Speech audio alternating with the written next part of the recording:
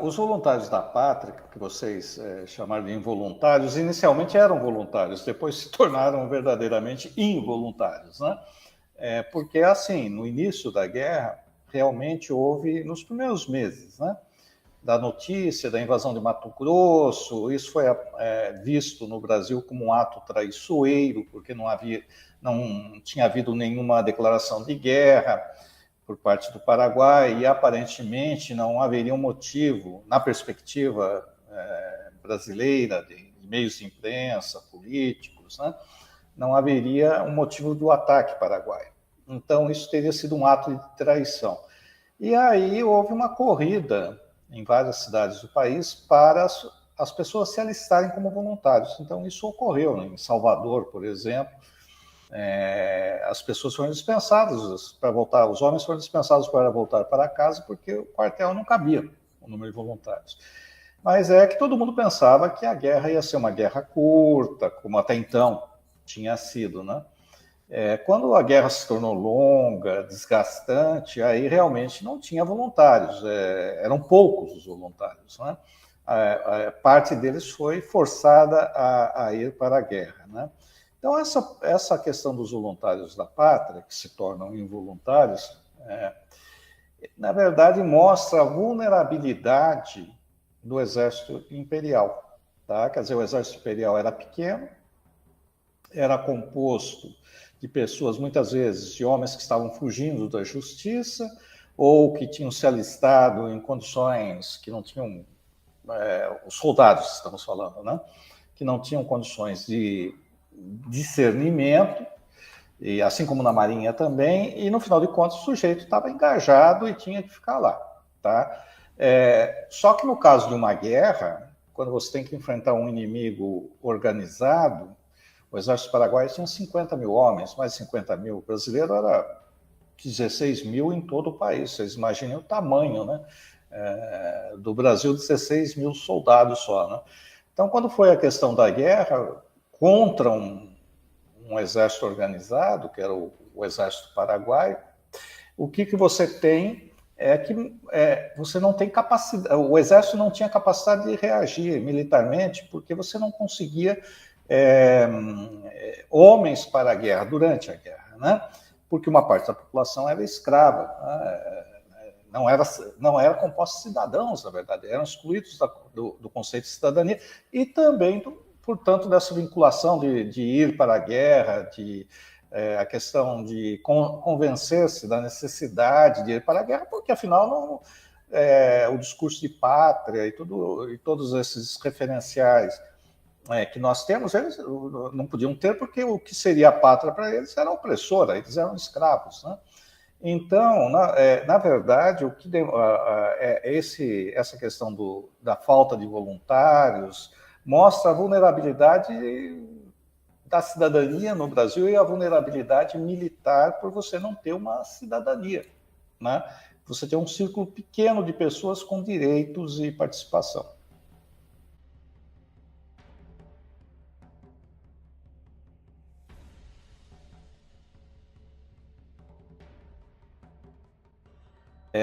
Em várias dimensões, né? Quer dizer, uma das justificativas da escravidão, quer dizer, para você manter, você leia-se, né, a elite escravocrata, né? Para a elite escravocrata manter a escravidão, o sistema de escravidão, ela tem que ter um discurso que justifique ideologicamente a escravidão. E o discurso que justificava ideologicamente, qual era?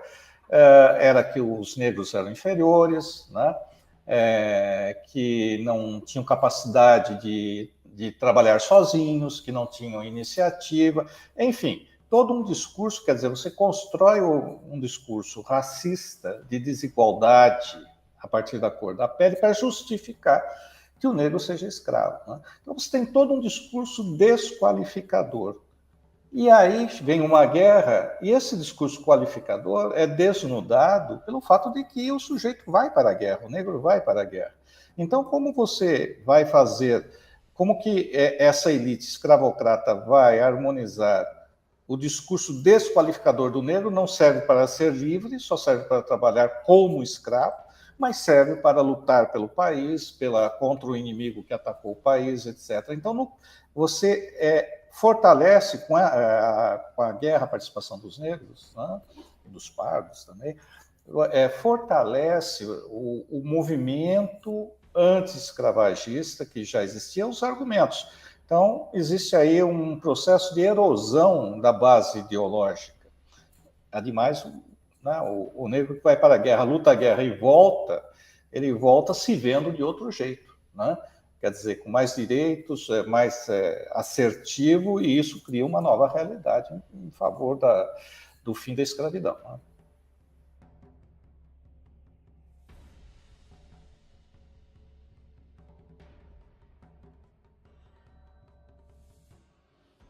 Que a preocupação da coroa não era essa, né? Quer dizer, com certeza mais à frente, por exemplo, na falta de mão de obra para o café, por exemplo, em que se pensa alternativas ao uso do trabalho escravo e se chega à imigração, né? Aí esse fator do embranquecimento, não sou um especialista no tema, mas muito provavelmente está presente, porque eleger italianos, por exemplo, do norte, né, do Vêneto, e não africanos ou do Golfo da Guiné livres, né? Quer dizer, incentivar a vinda. Por que incentivar a vinda de brancos e não de africanos livres, né? Então, aí existe um viés da visão de embranquecimento. Agora, no caso da Guerra do Paraguai, o que havia era a necessidade de combatentes, né? de homens, certo?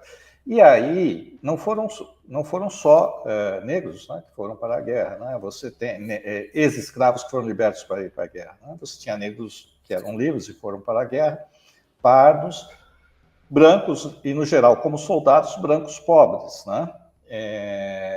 Então, quer dizer, até poderia ser visto como uma consequência em algumas regiões do país, né? Na medida que foram mais 100 mil homens para a guerra. Mas não vejo isso como uma política pensada para enviar os negros à frente, vamos dizer assim, para você deixar só brancos na retaguarda, e se eles morressem acontecer isso, né? Aliás, isso também aconteceu no Paraguai, né? Porque no Paraguai havia escravos, era diferente do Brasil, evidentemente, quer dizer, era diferente porque no Brasil o sistema produtivo era baseado na mão de obra escrava, né? Pré-Guerra do Paraguai, pré-1864. Mas essencialmente escrava, não havia migração significativa ainda.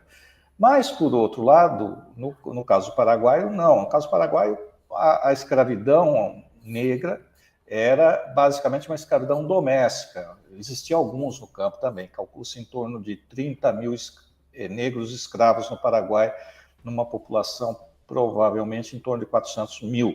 Né? Mas no Paraguai não era essencial a atividade econômica, enquanto aqui era essencial a atividade econômica, né?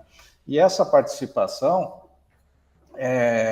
vai fortalecer de novo, né, o movimento abolicionista, repetindo o que eu tinha dito antes, né, na medida em que fortalece argumentos e enfraquece a defesa feita pela elite escravocrata. Mas, por outro lado, eu não vejo aí uma tentativa de embranquecimento, mas a consequência pode ser. Mas a preocupação central era conseguir homens para uma guerra que não terminava. A guerra parecia não terminar, né, para os que estavam lá, né, porque a guerra durou quase 5 anos.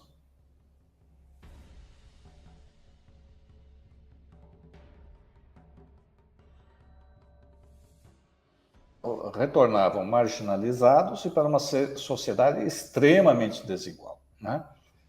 Eles, os negros, e também brancos pardos, brancos pobres. Nós temos notícias em vários jornais, em Recife, Salvador, Rio de Janeiro, de ex-combatentes que tinham sido feridos, que foram feridos na guerra, que tiveram membros amputados, etc., pedindo esmola nas ruas. Isso aparece nos jornais. Quem quiser ver, a hemeroteca da Biblioteca Nacional, né, tem tudo online hoje, você pode ir lá e ler o jornal da época.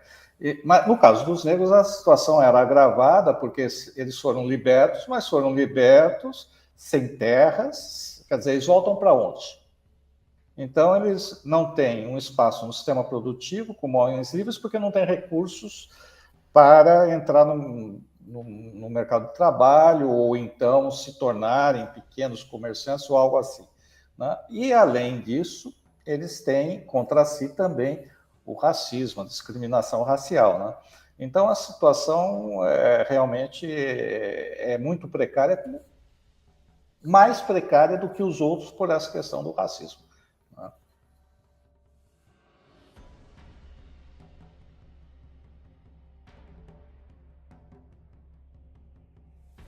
Dele vai para a guerra depois que o comandante do Exército Brasileiro, comandante em chefe militar brasileiro, quer dizer, ele era comandante do Exército e da Marinha, né?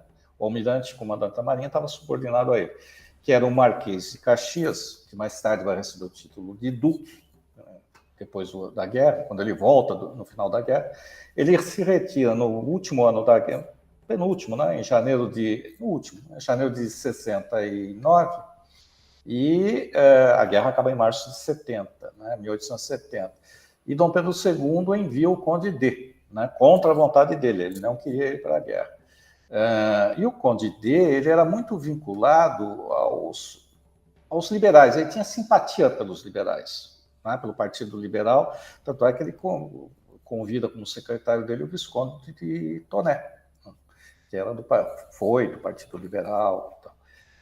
E o Conde D, então, ele chega no Paraguai e ele baixa lá um decreto, depois que a Assunção está ocupada, Solano Lopes está fugindo pelo interior do país, né? Ele assina um decreto pondo fim à escravidão negra no Paraguai. No Uruguai isso já tinha acabado, a escravidão tinha acabado, né? E na Argentina também, tinha acabado nos anos 1850.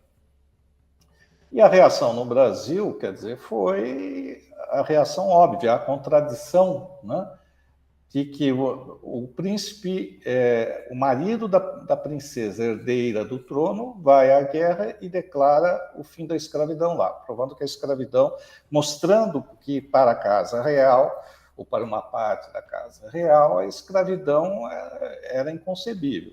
Só que era inconcebível no outro, quer dizer, no outro país, quer dizer, no Paraguai, enquanto era mantida no Brasil. Então a gente pega os jornais da época, por exemplo, ou por exemplo, debates no parlamento, né? A oposição criticou, né, essa política não pela libertação, pela declaração da libertação no Paraguai, mas pelo fato disso não ocorrer aqui. Mas, mais uma vez, é um pequeno grão de areia que se soma a um processo de erosão, né? Mais uma contribuição ao processo de erosão da ideologia de sustentação da escravidão aqui no Brasil.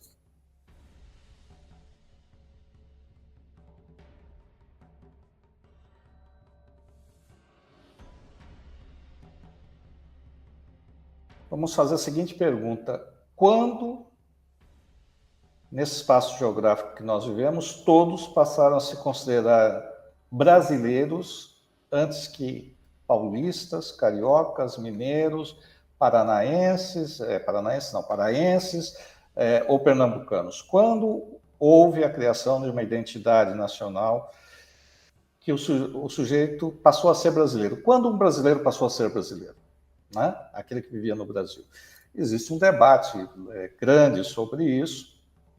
Há alguns autores que veem, por exemplo, que já antes da independência, no final do século XVIII, haveria uma identidade de brasileiro, uma identidade nacional causada pela mineração, pelo comércio interno. Enfim, você tem lá gado vindo do Rio Grande do Sul para a região das Minas, você tem escravos sendo vendidos de engenhos de açúcar decadentes para a região das Minas, fornecimento de tabaco, etc. Existe um comércio, vamos dizer assim, intracolonial. Então, para alguns já é antes de 1822. Outros colocam o próprio processo de independência, né? Ali, iniciado com Dom João VI e a declaração enfim, em agosto. Hoje em dia a gente comemora 7 de setembro, ou no FICO, ou, enfim, no 7 de setembro. E tem outros que indicam que seria na Guerra do Paraguai. Por que na Guerra do Paraguai? Né?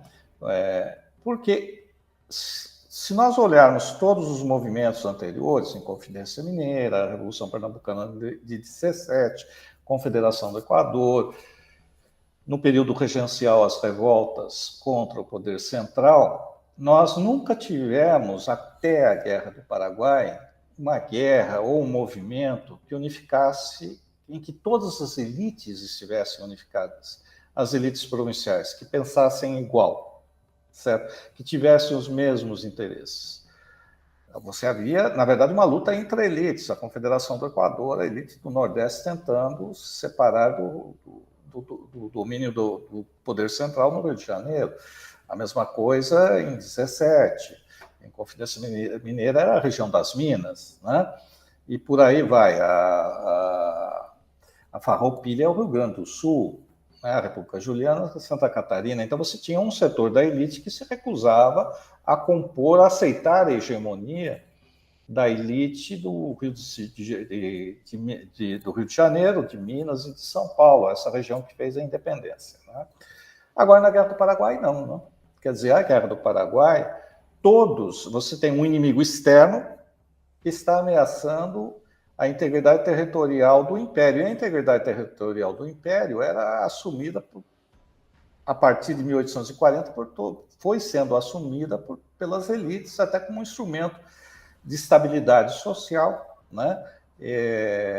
Entendendo estabilidade social como manutenção daquela estrutura produtiva escravocrata, certo? Excludente, desigual,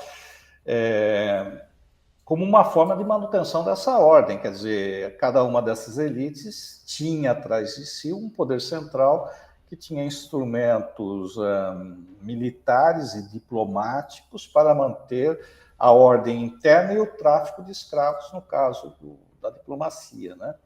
Enfim, então, de um lado você tem isso, né? Mas, de outro lado, a gente vê uma reação, como eu disse no início da guerra, na questão dos voluntários da pátria, verdadeiramente, pelo que se vê pela imprensa, autêntica. Quer dizer, os homens brancos, livres, se apresentaram como voluntários, não os filhos das elites, né? Principalmente da elite do Centro-Sul e do Nordeste. A elite gaúcha, os filhos foram para a guerra, né? Como oficiais, etc. Mas os filhos da elite do resto do país, apenas uma parte, né? Se dispôs a ir à guerra. Uma boa parte fugiu da guerra, exatamente pagando para alguém substituí-los, ou, no caso, libertando escravos que iam no lugar deles. Né? Que essa era uma prática de pagar para alguém te substituir no serviço militar, que era comum no século XIX, na Europa se fazia isso, nos Estados Unidos, quem tinha dinheiro pagava para... Né? No geral, quem tinha dinheiro pagava para não ir. Enfim, então, a Guerra do Paraguai em si, por essa corrente, eu creio que a assertiva é verdadeira, ou seja, é a primeira causa que você tem todas as províncias, as elites das províncias e setores da população unidos contra algo, e não internamente uma luta interna. Mas, por outro lado, você está falando da unidade, né? Da unidade da antiga América Portuguesa, que se manteve unida, enquanto, por exemplo, a América Hispânica, o Vice-Reino do Rio da Prata, da Nova Espanha, por exemplo, se fragmentaram. Né? Em parte, isso tem a ver, em parte, não somente, tem a ver também com essa questão da escravidão, né? Porque no período regencial, aquelas revoltas, parte delas foi contra o poder central, por parte das elites locais que queriam assim uma descentralização, né? Não queriam um poder concentrado no Rio de Janeiro. O José Bonifácio, antes, por exemplo, tinha lá o projeto de uma monarquia constitucional, né? Enfim, uma visão mais moderna do processo político e da representatividade, que não é o caso dessas elites. Mas por que essas elites mudam de ideia, né? Depois do período regencial e aceitam a centralização em torno ali no segundo reinado e aquele sistema que a gente conhece, né? Eu creio que, em parte, não é, de novo, repetindo, não é exclusivo, mas, em parte, um dos fatores é a escravidão. Quer dizer, eles viram, essa elite viu que, depois do que aconteceu no Haiti, né, e os fazendeiros brancos foram mortos, etc., por uma rebelião escrava, e acabou a escravidão assim, de uma forma revolucionária, eles tinham medo de uma revolução desse tipo no Brasil. E a existência de um poder central passou a ser, para eles, uma garantia de que, se houvesse uma rebelião regional, numa área, enfim, teria o respaldo do poder central. Então, também essa questão da união, a escravidão em si, ou melhor, o medo do fim da escravidão, de uma forma revolucionária, acaba unindo essas elites para não perder, né, não perder os dedos, que era o trabalho escravo, que era essencial para eles. Tá? Todo o sistema produtivo era baseado, do Nordeste, por exemplo, era baseado, ou do café no Vale do Paraíba, era baseado no trabalho escravo.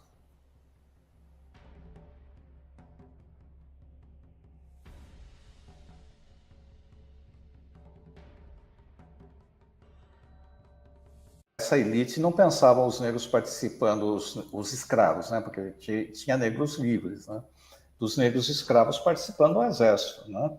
Agora, os setores subalternos, né? Os setores populares, por exemplo, pessoas brancos ou pardos miseráveis, pobres, marginalizados, é o que eu tinha dito antes, alguns se alistaram, muitos se alistaram no exército como uma forma de fugir da justiça, porque aí não se aplicava a justiça comum.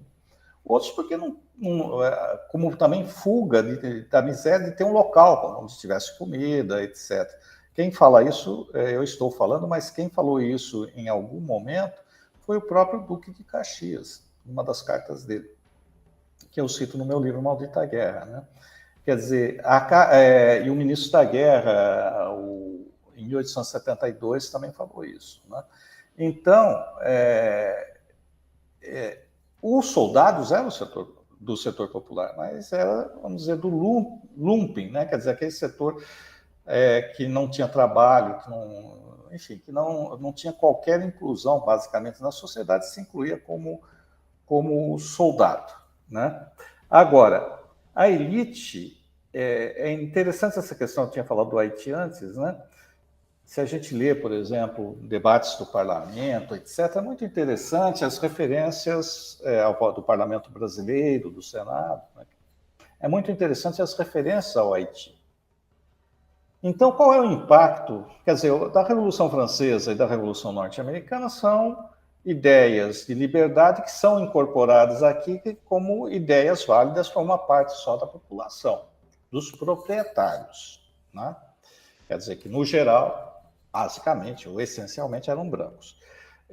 Então, a ideia de liberdade não é uma liberdade universal. Nem todos têm direito à liberdade. Tem direito à liberdade, primeiro, os proprietários, segundo, os brancos, embora durante o Segundo Império, o Segundo Reinado, tenha havido alguns proprietários pardos, ou tenha tido personagens políticos, por exemplo, que não eram uma pele branca, né? Tipo o Barão de Cotegipe, por exemplo, enfim, que tinha cabelo crespo, esse tipo de coisa, né? Mas, essencialmente, é uma população de proprietários brancos, né? Ora, essas ideias liberais, na verdade, o liberalismo nunca chegou no Brasil, né? Porque essas ideias não foram incorporadas como valores da sociedade como um todo, mas só de uma parte da sociedade. Então, esse é um aspecto, né? O outro aspecto é o seguinte, então, da Revolução Francesa e Norte-Americana e da Revolução Haitiana. Quer dizer, nós olhando para a Revolução, né, quer dizer, a gente pensa assim, bom, se teve um processo revolucionário que mostrou no Haiti, né, os escravos se rebelaram, romperam a dominação francesa, né? O Haiti era uma colônia francesa, aproveitando as circunstâncias das guerras napoleônicas. Houve aquela matança de brancos, etc, etc, etc. A reação, que uma das possibilidades seria a elite escravocrata brasileira vir naquilo uma lição e pensar o fim da escravidão. Né? José Bonifácio pensou o fim da escravidão. José Bonifácio era da elite, só que ele, enfim, tinha uma visão, tinha estado na Europa, tinha visitado outros países e tinha um raciocínio, né, modernizante do Brasil, né? Fim da escravidão, reforma agrária, etc. Impossível não era. Tanto é que nós tivemos um José Bonifácio. Então, essa era uma possibilidade. Mas não foi esse caminho que a elite escravocrata brasileira seguiu. Qual foi o caminho? Como, em lugar de por fim a causa da Revolução Haitiana e da matança e de tudo mais que se seguiu, em lugar de que era a escravidão, por fim a escravidão, a elite pega e pensa como reforçar a escravidão com uma maior manutenção de controle sobre o escravo. E aí, entre outros fatores, será, primeiro, esse que eu citei, né, de manutenção de um poder central que desse respaldo, aceitar um poder central forte, né, que é o segundo reinado. Mas, além disso, né, também criar uma força armada que permitisse uma reação rápida em caso de uma tentativa de rebelião, que vai ser a Guarda Nacional. Um dos objetivos da Guarda Nacional, oficialmente, ela era uma reserva do Exército Brasileiro. Em caso de guerra, o Exército Brasileiro chamaria os homens da Guarda Nacional. Na Guerra do Paraguai, eles foram chamados e não foram. Quer dizer, claro que alguns foram, etc., mas predominantemente eles evitaram ir, né? Principalmente do norte do país e do, assim, até Minas, por aí. Do Rio Grande do Sul, muitos foram, realmente, na cavalaria, né? Então, o impacto dessas revoluções não foi um impacto que levou a uma modernização, mas levou essa elite a ficar mais na defensiva e tentar reforçar os sistemas de dominação.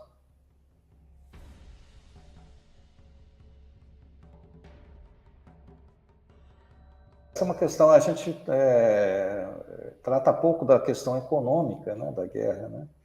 Por exemplo, você pega a Segunda Guerra Mundial e os Estados Unidos, que tinham entrado em recessão na década de 30, veio o New Deal, Roosevelt, etc., teve uma recuperação até 1937. Em 38 começou de novo a aumentar o desemprego e aparentemente a recessão voltaria, né?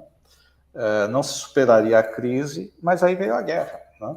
E a guerra incentivou a construção de armamentos, navios, tanques, aviões, etc. Ou seja, incentivou a atividade industrial, parte dos operários viraram soldados, os desempregados também, as mulheres saíram de casa, que antes eram praticamente mantidas em casa, né, com algumas exceções, secretárias, por exemplo, que já na década de 20, né, as mulheres estão trabalhando, algumas atividades muito específicas, telefonista. Aí você pega lá na década, com a Segunda Guerra Mundial, as mulheres estão fabricando aviões, participando de linha de montagem de tanques, etc., nos Estados Unidos. Então, a Segunda Guerra Mundial teve um efeito dinâmico na economia norte-americana, né? Para dar um exemplo, poderia citar outras guerras que acontece um pouco isso, né? No caso da Guerra do Paraguai, não aconteceu isso, né? Quer dizer, boa parte dos gastos da guerra foram feitos para, por exemplo, foram feitos basicamente na Argentina para conseguir carvão para os navios de guerra, para mover os navios, mantimentos para tropas, para cavalos, etc. Então, pouco desse dinheiro ficou dentro do Império, dentro do Brasil, ficou no Rio da Prata, incentivou a economia do Uruguai, da Argentina. E quanto custou isso, né? Claro, todas as estatísticas sobre a Guerra do Paraguai precisam ainda ser mais refinadas, tá? O número de mortos, quantos foram do lado brasileiro, mas do lado dos outros países também. Quanto se gastou, etc. Mas, segundo os cálculos, né, mais confiáveis, o orçamento do governo imperial Antes da guerra, o orçamento anual era de 58, 59, eu acho, 58 mil contos de réis, tá?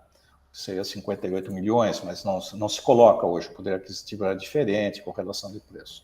Mas era 58 mil contos de réis. E na guerra foram gastos em torno de 612 mil contos de réis. A maioria ficando mais de, se você multiplicar o orçamento de 1864 por 10, vai dar 580 mil contos de réis. É 11 vezes ou 12, em torno de 11 orçamentos em 1864.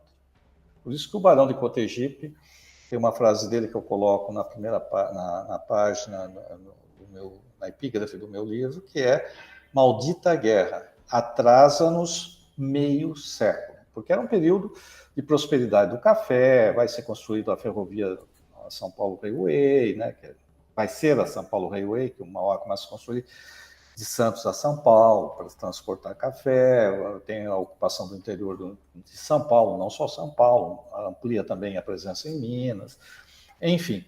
Então, a guerra gerou um déficit enorme nas contas do Império, porque, essencialmente, esse dinheiro foi obtido com empréstimos internos, dentro do Brasil e com impostos. Tá? Os empréstimos externos para financiar a guerra foram pequenos, acho que 10%, 12%, alguma coisa assim, do total de gastos. Então foram gastos extraordinários. Aí acaba a guerra, parte desses gastos ficaram fixos, né? Quer dizer, tem alguns, embora na miséria, mas os soldados que voltaram feridos recebiam indenização. Depois, a dívida interna teve que pagar juros sobre a dívida, né? Você teve perdas, por exemplo, os navios da Marinha que foram construídos para a guerra ficaram bastante danificados, tinha que repor. O fato concreto é o seguinte: quando acaba a guerra, o déficit público é uma característica. E esse déficit se mantém até o final do segundo reinado, né? Quer dizer, e para pegar e tentar controlar a situação, seguidos governos, tanto do Partido Liberal quanto do Partido Conservador, fizeram corte de gastos públicos. Então, cortaram gastos com o Exército, com o Ministério dos Negócios Estrangeiros, com o Ministério do Interior, da Justiça. Enfim, então o Estado perdeu a capacidade de gastar, né? Ou seja, perdeu um braço de ação. E isso se deveu à Guerra do Paraguai, quer dizer, né, o déficit público não teria as dimensões, se é que haveria déficit, não fosse a guerra. A característica das guerras aí na América do Sul, na época, mas não guerras europeias, tal, com exceção das napoleônicas, as guerras eram curtas, né? Tradicionalmente você decidia uma guerra com aquela coisa que a gente assiste na televisão, né, nos filmes de guerras do Estado moderno. Você tem um exército grande de um lado, um exército grande do outro lado, se encontra num determinado local, normalmente uma planície. Aí você tem troca de tiro de canhão para preparar o combate, aí você tem a infantaria, que são os soldados a pé que avançam em linha, assim, de um lado, do outro lado vem também. Aí quando chega no alcance de tiro, um dá tiro no outro, e aí atrás vem a cavalaria, os cavalos, né? E aí tem que é um caos, um combate de cavalarianos, né? Porque você tem o barulho dos cavalos, quem cai no chão é pisoteado pelo cavalo e morre, esse tipo de coisa.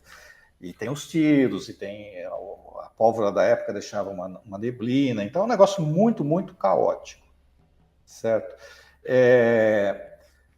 E a Guerra do Paraguai, e a guerra acabava, quem tinha mais mortos ali se retirava do local de batalha, é o perdedor. Pronto, então estava resolvido. A Guerra do Paraguai não teve nunca essa grande batalha, teve algumas, a Batalha de Tuiuti, por exemplo, tem algumas dessas características, mas essa batalha clássica nunca existiu. Então a guerra foi indo, e tinha um preço. Aí você pega, por exemplo, o Correio Mercantil, o Jornal do Comércio, lá do Rio de Janeiro, e você vê constantes referências ao preço da guerra, por exemplo, ao preço do carvão. O carvão que era usado pelos navios de guerra para mover as pás, né? Eram máquinas a vapor, o preço do carvão que tinha que se pagar na Argentina era enorme, quer dizer, então havia, inclusive, piadas, né? Tipo, poxa, mas o carvão é de ouro, o que é? Enfim, então havia sim um descontentamento, o descontentamento de ir para a guerra e o descontentamento com os gastos, porque a política econômica do segundo reinado era uma política muito estrita, padrão ouro, esse tipo de coisa, não podia emitir dinheiro, tal. O crédito era algo difícil, e no Paraguai você estava gastando esse dinheiro. Mas não é só, veja bem, esse descontentamento, vamos dizer assim, dos setores intermediários, pequenos comerciantes, assalariados da sociedade. A própria elite era descontente da guerra. Inclusive os políticos, porque eles sabiam quanto estava sendo gasto e você podia gastar esse dinheiro em outra coisa. Daí a frase do Barão de Cotegipe, maldita guerra, atrasa-nos meio século. E mesmo os fazendeiros, né, eles mandaram, por exemplo, escravos no lugar dos filhos. O Estado convocou, tinha um serviço, durante a guerra também tinha a convocação obrigatória, né? Não tinha o serviço militar como hoje, mas em caso de guerra o Estado podia convocar. Então, tem um esvaziamento de algumas regiões do país, isso impacta na economia, a falta de naquele Brasil, que tudo, né, o interior longe de tudo, que você tinha populações esparsas, a falta de 2, 3, 4, 5 homens numa fazenda faz diferença, né? Então, a guerra, na verdade, ninguém era a favor da guerra. Havia um descontentamento geral. Uma parte achava que, bom, estava descontente, mas tinha que ganhar a guerra, e outra parte até defendia, principalmente a partir de 1868, mas antes já tinha, defendia que se fizesse a paz e pusesse fim à guerra e deixasse o Solano Lopes no poder.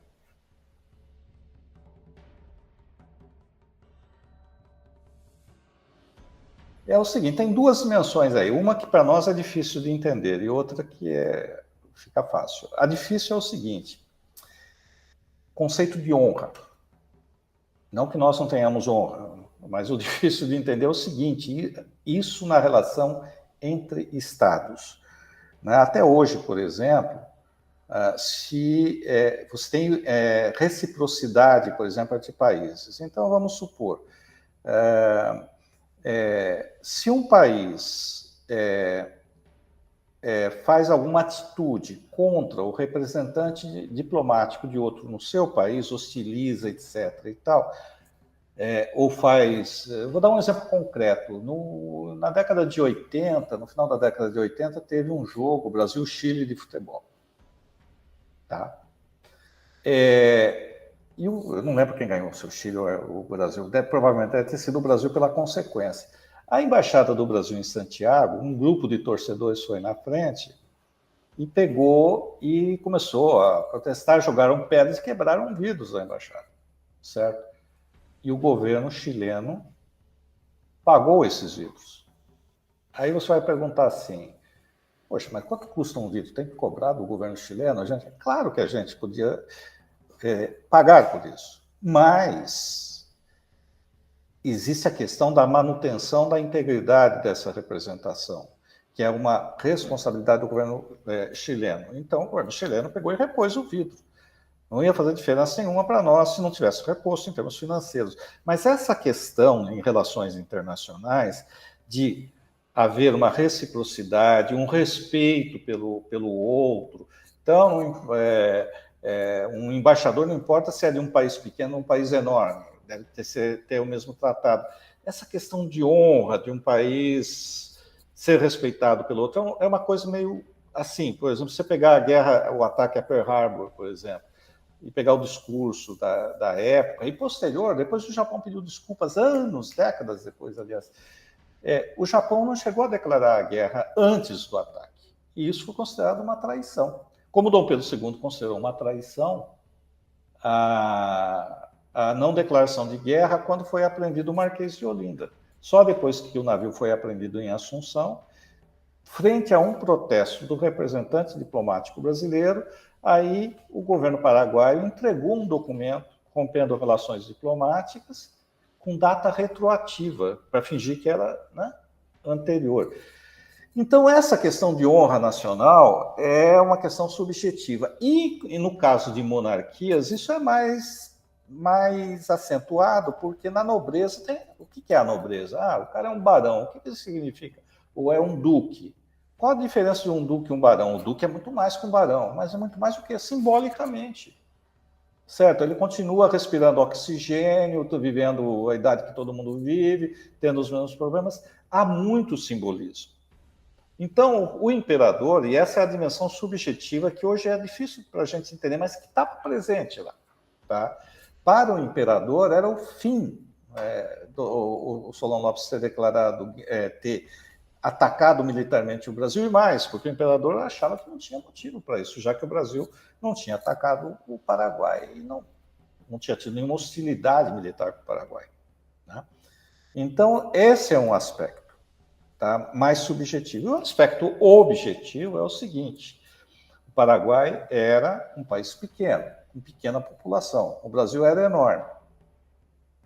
O Brasil era um estado monárquico. O resto da América do Sul era repúblicas. O Brasil era visto pelos demais países como um sistema estranho. Né? Mesmo os Estados Unidos, que inclusive na Guerra do Paraguai foram simpáticos ao Paraguai, viam na presença de uma Casa Real europeia, dos Braganças, né, na América, viam a monarquia com desconfiança e a monarquia como uma Casa Real europeia mais ainda. E a elite brasileira, por sua vez, também se via, essa elite monárquica se via também isolada. Então, para essa elite, todos os vizinhos eram potenciais inimigos. Mas o único verdadeiramente que eles temiam até então era a Confederação Argentina. Rosas. Daí a presença do Brasil no Rio da Prata, né? Da diplomacia brasileira, da Marinha de Guerra, dos envolvimentos no Uruguai em 1851, a deposição de Rosa contribuiu para a deposição de Rosa em 1852, foi feita essencialmente por uma corrente interna da Argentina, os federalistas liderados pelo Urquiza, mas teve lá militares brasileiros, uns 4.000 homens, mais a Marinha, etc. Né? Então, mas não se via um país como, por exemplo, Uruguai, Paraguai, Bolívia, como uma ameaça. Até porque a desproporção de força era tão grande que não haveria sentido de um país pequeno atacar um país grande. Mas aconteceu. E aconteceu e foi bem sucedido. Quer dizer, incorporou o território litigioso de parte do que é o Mato Grosso do Sul hoje, que é o Solon Lopes tomou um pouquinho mais, na verdade, e depois ainda invadiu o Rio Grande do Sul. Né? Então, e aí está a explicação da obsessão do imperador pela retirada do Solon Lopes do poder, né? Que a paz só seria assinada sem o Solano Lopes. Qual é o porquê desse pensamento? Porque se não ocorre a derrota de Solano Lopes, isso é a lógica do imperador e da elite imperial, do governo imperial. Se não ocorre a derrota de Solano Lopes, isso vai servir de incentivo para outros países vizinhos fazerem a mesma coisa. E o Brasil, naquela época, era vizinho de todos os países, menos um, que era o Chile. Mesmo o Equador, que hoje a gente não tem fronteira, na época tinha uma parte da Amazônia que era fronteiriça com o Brasil. Depois o Equador perdeu numa guerra com o Peru. Né? Por isso que o Equador hoje não é fronteiriço. Então a obsessão do imperador era, primeiro, por esse aspecto geopolítico. E ainda tem um terceiro fator, né? Depois de um certo momento da guerra, 1868, né? 3 anos de guerra, contradições internas aparecendo, questões sociais, né? Não é só a questão da escravidão, questões políticas, a ideia de república reaparecendo de novo, tal. Se o imperador, se Pedro II não conseguisse liderar o país para vencer a guerra, a própria monarquia, a própria coroa estaria ameaçada. A sobrevivência de Pedro II como imperador e o segundo reinado. Então, por esses motivos, um subjetivo, outro, dois objetivos, vamos dizer assim, é que teve essa obsessão do imperador. E a palavra está certa. Se não fosse ele, provavelmente o Império teria assinado a paz com o Paraguai, porque havia, a partir de 1868, uma demanda nesse sentido, inclusive o próprio Duque de Caxias. Então, Marquês de Caxias defendeu isso em agosto de 68.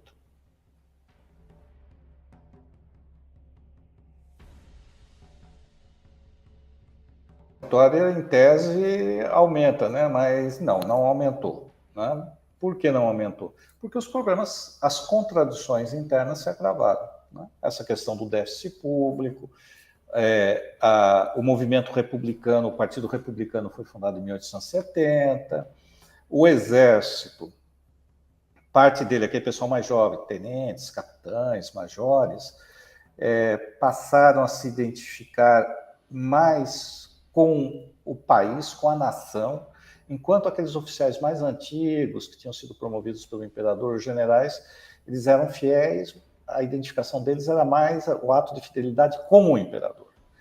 Todo o exército antes da guerra, e volto a dizer, não era um exército grande, era pequeno, mal armado, ele tinha uma relação estreita com o imperador, né? Enfim, até as ordens de comando, simbólicas, etc., tal, se faziam referência ao imperador. E os jovens oficiais perderam a confiança no trono, porque durante os anos de guerra eles achavam que os políticos no Rio de Janeiro ficaram brigando entre si e sabotando a guerra, o esforço do exército, né? Então, isso, por exemplo, já também retira poder do imperador. É interessante, prestígio da monarquia e do imperador. E tem a questão crescente também da defesa do fim da escravidão, né? Do movimento pelo fim da escravidão. É interessante porque a Guerra do Paraguai, se vocês pararem e fazerem uma reflexão,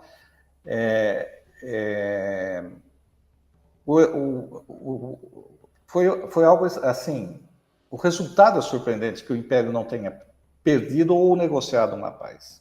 Vamos colocar nesses termos. Por quê? Ele foi pego de surpresa, não tinha armamento para... A Marinha, por exemplo, era para atuar no mar, não em rio, né, o Rio Paraná, é diferente, certo? Então a Marinha não estava preparada, o Exército era fraquíssimo, porque o objetivo do Estado monárquico, das elites escravocratas, era fortalecer a Guarda Nacional para manter a escravidão, né, entre aspas, a paz social. E para a Marinha para manter o tráfico de escravos, pelo menos até 1850, né? E depois para defender os portos, etc. Enfim, contra a entrada de navios ingleses, perseguindo navios negreiros, tal, né, de tráfico de escravos, né? Então não estava preparado militarmente. Na região, o Império era visto com antipatia, não tinha adesão popular em favor da guerra, tá? No Uruguai, na Argentina. Os outros países da América do Sul eram simpáticos ao Paraguai, ou então queriam o fim da guerra, mas não apoiavam a Tríplice Aliança. Na Europa, quer dizer, falar a palavra opinião pública é meio forçada, porque nós não estamos numa sociedade de massas, né? Altamente urbanizada, industrializada. Mas na Europa, os meios de jornais, né, que eram influentes, políticos, alguns intelectuais, eram simpáticos ao Paraguai. O governo norte-americano era simpático ao Solano Lopes. Tá? Internamente no Brasil, a partir de 1867, final de 66, já tem uma resistência aí para a guerra. Então a situação vai se agravando. Apesar de tudo isso, o Estado monárquico conseguiu vencer a guerra. Apesar de tudo isso. Então, é o apogeu do poder de mobilização econômica, humana, forçada ou não, de manter do Estado imperial de defender uma causa. Mas, como todo apogeu, o nome já diz, é apogeu, quer dizer, acima disso não vai ter mais, né? Vai começar uma linha descendente. E aí começa a linha descendente.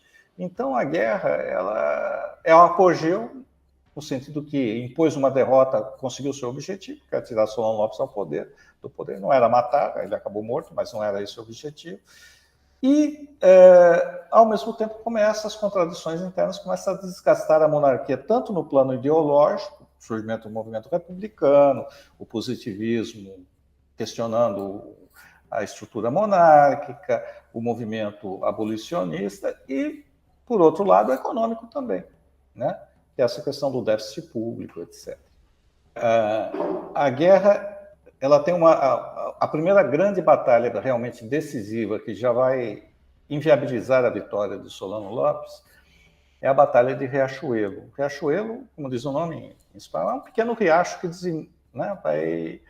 ele corre e desemboca no Rio Paraná. A esquadra, né, os navios paraguaios, só um era de guerra, o resto eram navios de transporte improvisado de guerra, atacou a esquadra brasileira. Se a esquadra paraguaia vencesse ali, muito provavelmente, a guerra, não sei se o resultado da guerra seria outro, mas as características da guerra teriam sido diferentes. A Marinha brasileira, a Marinha Imperial, venceu essa batalha. O que significou isso? Que o rio Paraná ficou bloqueado para o Paraguai. O Paraguai é um país que não tem saída para o mar, está no interior do continente. É dificílimo fazer comércio com o Pacífico, porque teria que passar por território argentino, montanhas, né, que são os Andes, né, na época quase intransponíveis.